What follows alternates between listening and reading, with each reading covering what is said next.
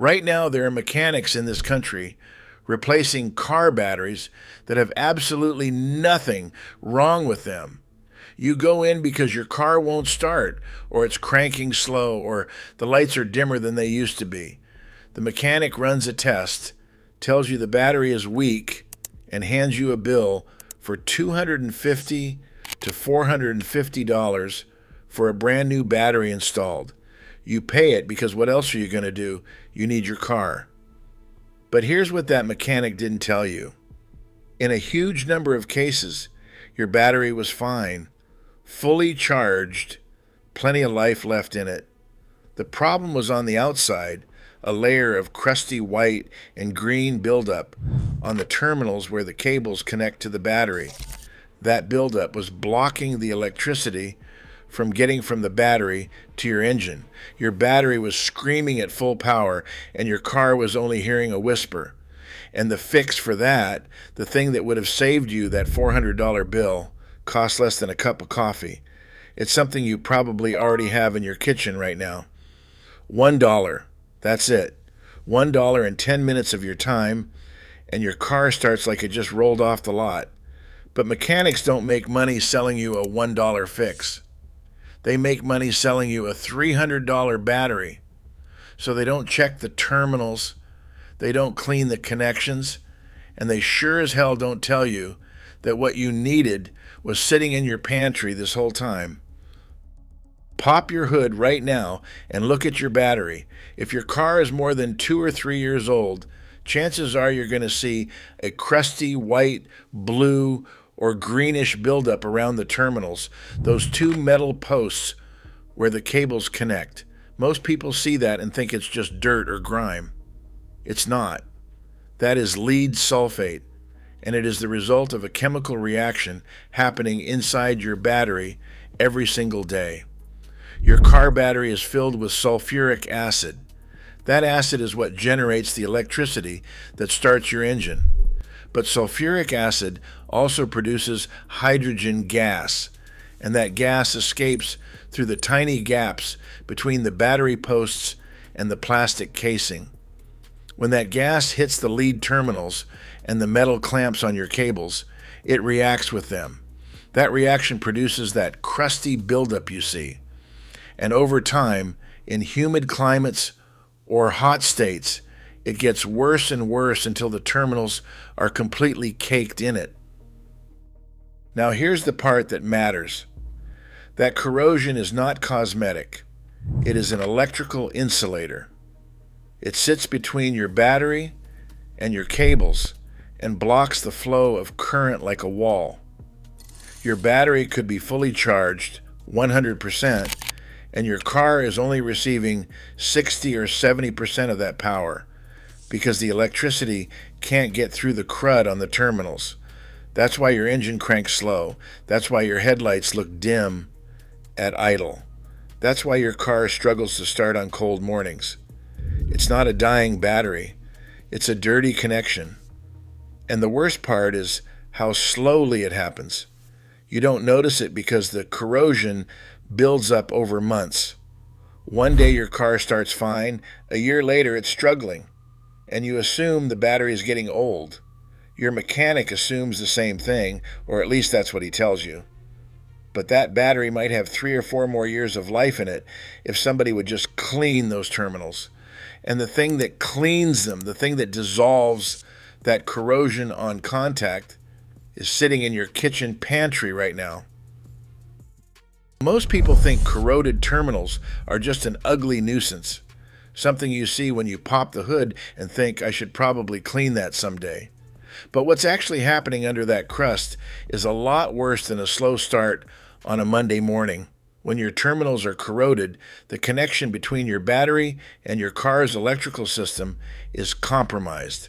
Your battery is pushing out 12 volts, but your car might only be seeing 10 or 11 because of the resistance that corrosion creates. Now your alternator notices that the battery isn't fully charged, so it starts working harder to compensate.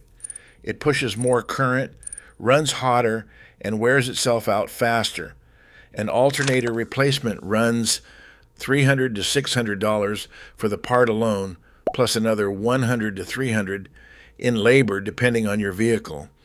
That's a $1,000 repair that started with a problem you could have fixed with a $1 box. But it gets worse. Corroded terminals can also cause what mechanics call a parasitic drain. The corrosion creates tiny pathways where current leaks out even when your car is parked. Over a few days, that drain can kill your battery completely. So you come out Monday morning, car is dead, and now you're paying for a tow, a diagnostic fee, and a new battery, all because of a connection problem that costs pennies to prevent. And it doesn't stop at the battery and the alternator. Modern cars have dozens of electronic modules that depend on stable voltage. When corroded terminals create resistance, the voltage your car's computer sees starts to fluctuate. That can trigger check engine lights, ABS warnings, transmission codes, all kinds of phantom errors that have nothing to do with the actual systems they're pointing to. You take the car to a shop, they plug in the scanner, pull 3 codes, and now you're paying $100 for a diagnostic fee on top of whatever they decide to charge you for the repair. I've had people drive up here with warning lights all over the dashboard, convinced their transmission was going bad or their ABS module was failing. I cleaned their battery terminals, reset the codes, and every single light went away. That's a $100 diagnostic and a $500 repair estimate that turned into 5 minutes with a brush.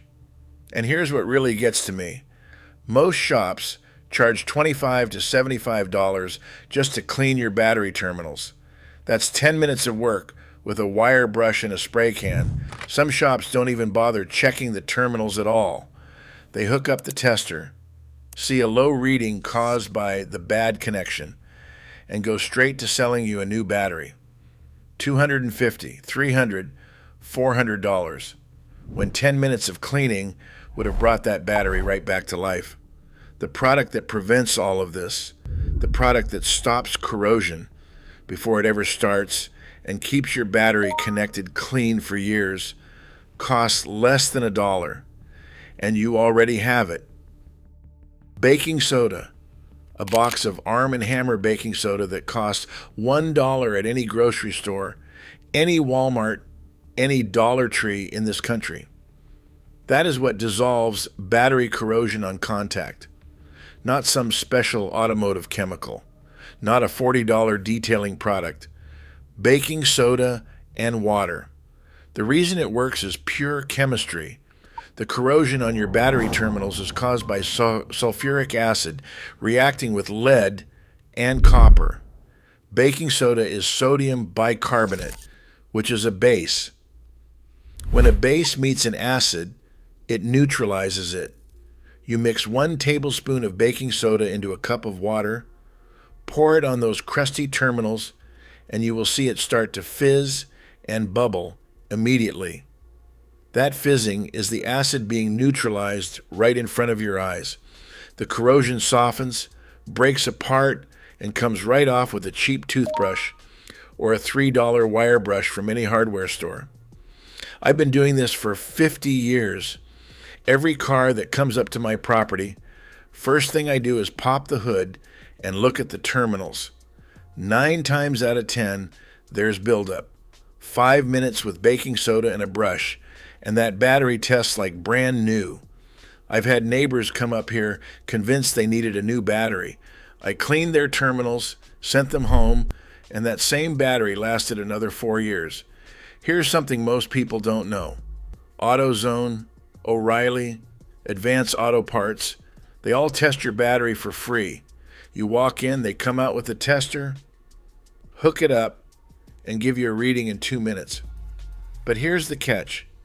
If your terminals are corroded when they test it, the reading is going to come back weak. The tester can't tell the difference between a dying battery and a good battery with a bad connection. So the test says replace. You buy a $300 battery right there on the spot, and the whole time your old battery had 2 or 3 years of life left in it. If you clean your terminals first at home with the $1 box of baking soda and then go get the free test, you'll get an accurate reading. I've told neighbors to do exactly this. Clean the terminals Saturday morning, drive to AutoZone Saturday afternoon, and 9 times out of 10, the test comes back perfectly healthy. That's $300 you just saved yourself before lunch. Now, cleaning is only half the job. The other half is making sure it does not come back.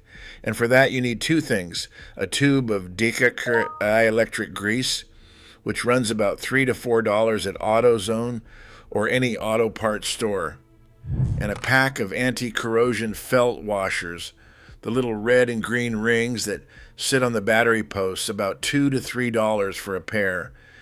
The dielectric grease seals the connection from air and moisture, so the acid vapors cannot reach the metal. The felt washers are treated with a corrosion inhibitor that absorbs those vapors before they ever touch your terminals. Total investment: $1 for the baking soda, $3 for the grease, $2 for the washers, $6. And that $6 protects your $200 battery, your $600 alternator, and saves you from ever sitting in a parking lot with a car that will not start because of a problem that had nothing to do with your battery in the first place. The reason you always disconnect the negative terminal first has nothing to do with tradition. It's physics. The negative cable is connected to the car's chassis, which means the entire body of the vehicle is a ground. If you go for the positive first and your wrench accidentally touches any metal on the car while it's still on the positive post, you complete the circuit. That means sparks, a possible short circuit, and in the worst case, a battery explosion. Hydrogen gas builds up around car batteries, and a spark near that gas is something you never want to deal with. Once the negative is off, there's no circuit to complete, even if your wrench slips. That's why it matters. The baking soda works because of basic chemistry. Sodium bicarbonate is a base, and the corrosion on your terminals is caused by sulfuric acid. 1 tablespoon in a cup of warm water is all it takes. The fizzing you see when it hits the terminals is the acid being neutralized in real time. The heavier the fizzing, the more corrosion was sitting on those posts. Once the reaction slows down, the buildup is soft enough that a wire brush or an old toothbrush can scrub it right off. What you're looking for underneath is clean, shiny metal on both the post and the inside of the cable clamp, because that shiny surface is what conducts the electricity. Any residue left behind is still creating resistance between your battery and your car. Everything needs to be completely dry before anything goes back together. Water and baking soda residue are both conductive enough to cause issues if they're sitting on the connection when you tighten it down. A clean rag and a couple of minutes of air drying takes care of it. The reconnection goes in reverse for the same safety reason. Positive first this time. The dielectric grease is the part people get wrong most often. It goes on top of the connection after the clamp is tight, not between the clamp and the post. The whole point of dielectric grease is that it's an electrical insulator. It blocks air and moisture from reaching the metal. If you put it between 2 surfaces that need to conduct electricity, you're insulating them from each other, and you'll get the same weak connection you had with the corrosion. The felt washers slide over the posts before the clamps go on, sitting between the battery casing and the clamp. They're treated with a corrosion inhibitor that absorbs the acid vapors rising from the battery before those vapors ever reach the metal. $6 in products and 10 minutes of work, and your electrical system stays clean for years. Now, there are 2 mistakes I see people make with this, and both of them can cause serious problems. The first one I already touched on, but it's worth repeating because I've seen it go wrong. If you disconnect the positive terminal first and your wrench touches the fender, the hood latch, the engine block, anything metal, you're going to get a short circuit. I had a neighbor's kid try to clean his battery terminals a few years back. Went for the positive first. His socket wrench hit the fender brace, and the spark melted the wrench to the terminal. Could have been a lot worse. Negative first, always. No exceptions. The second mistake is putting dielectric grease between the clamp and the post before you tighten the connection. Dielectric grease is an electrical insulator. That's the whole point of it. It blocks moisture and air from reaching the metal. But if you put it between two surfaces that need to conduct electricity, you're insulating them from each other. You'll tighten everything down, try to start the car, and get the same weak crank you had with the corrosion. The grease goes on top of the connection after it's tight, sealing it from the outside, never between the contact surfaces. So let's put it all together. Your mechanic wants $250 to $450 for a new battery. He wants another $25 to $75 just to clean the terminals if he even bothers to check them. And if you let corroded terminals kill your alternator, that's another $300 to $600 on top of it. We're talking close to $1,000 in repairs that all started with a dirty connection. What you actually need is a $1 box of baking soda, a $3 tube of dielectric grease, and a $2 pack of felt washers. $6 total. 10 minutes twice a year. Pop the hood.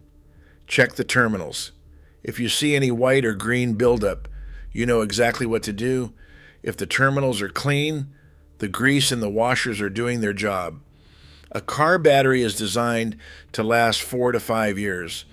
I've seen batteries go 7, 8, even 10 years in cars where the owner kept the terminals clean and protected.